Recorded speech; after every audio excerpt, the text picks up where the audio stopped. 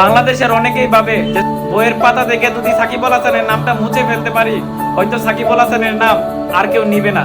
যদি সিলেট স্টেডিয়াম থেকে যদি সাকিব আল হাসানের নামটা আমরা মুছে ফেলতে পারি, তাহলে হয়তো সাকিব আল হাসানকে সবাই ভুলে যাবে।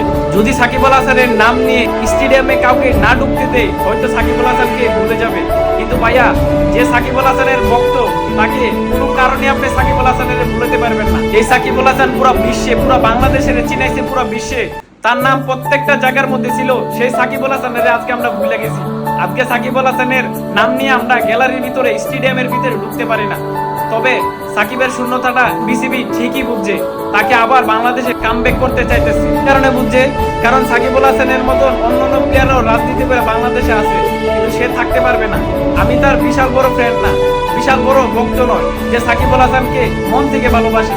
কিন্তু আমার মনে একটি প্রশ্ন, যে সাকিব আল হাসানের মতন প্লেয়ার বাংলাদেশের বাইরে আজকে পড়ে দিছে। আজকে অন্যান্য প্লেয়াররা রাজনীতি করে বাংলাদেশে আছে, কিন্তু সাকিব আল হাসান নাই।